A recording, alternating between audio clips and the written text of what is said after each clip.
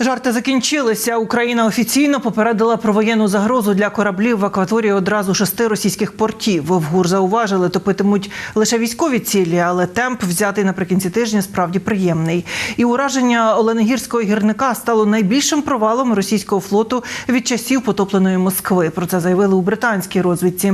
Про переляк на севастопольських пляжах і про істерику з перекиданням російської ППО на лінію фронту. А ще про нові підриви російських складів, організовані руками інших росіян.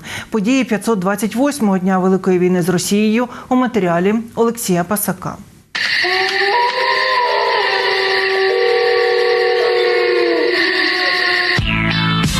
Найбільші морські втрати росіян від часу появи першого у світі підводного крейсера «Москва». Розвідка Великої Британії оцінила наслідки влучання морського дрону у велике десантне 113-метрове корито Оленегірський гірник. І тепер це найбільш серйозно пошкоджений військовий корабель окупантів після потопленої Москви. Дивно, що росіяни так зневажливо ставляться до попереджень, особливо озвучених двічі. Була окрема детальна доповідь керівника ГУР Буданова. Окупанти точно відчують наслідки нашої роботи. Серйозно відчують. Була сьогодні й доповідь керівника СБУ Малюка.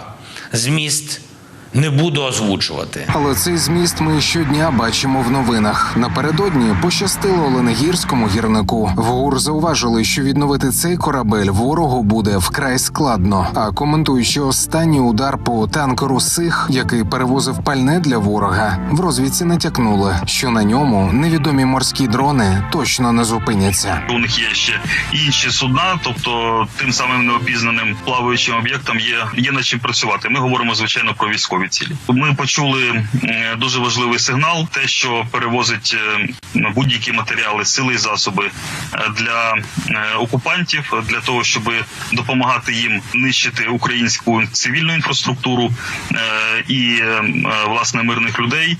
Ну, зрозуміло, прикриватись тут якимись статусами їм буде дуже проблематично. Працюємо без натяків. Від 4 серпня Державна служба морського та річкового транспорту оголосила недвозначне повідомлення. Акваторії низки російських портів цілком офіційно тепер перебувають під воєнною загрозою. Йдеться не лише про відомий Новоросійськ, а й про Анапу, Геленджик, Туапсе, Сочі та Тамань. Ну що, росіяни, ви досі вважаєте, що палити українське зерно було гарною ідеєю? А от у тимчасово окупованому Севастополі чомусь не можуть второпати. Що це за невідомі надводні безпілотники виявляють у морі посеред білого дня? І чому ж тепер усі судна стають на якір? Море закрыто, поэтому с пляжа людей много, хотят забрать всех с пляжа. Сейчас зададим вопрос. А скажите, пожалуйста, что рейд закрыт, что происходит? Я не буду долго объяснять, это вояки дали в связи с СВО.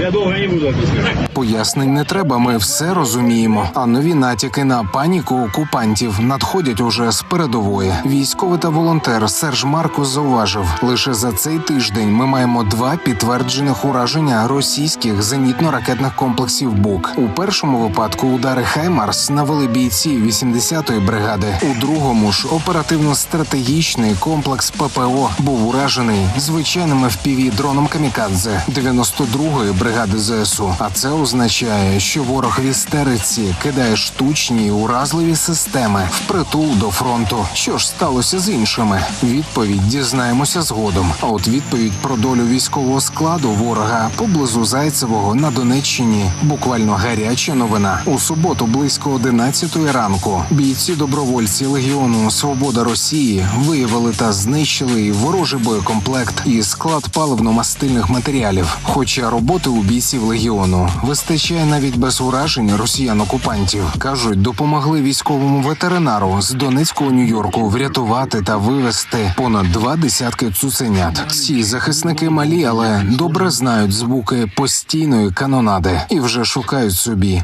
новий дім. 6. Ну, а вот злющий такой. Злюка!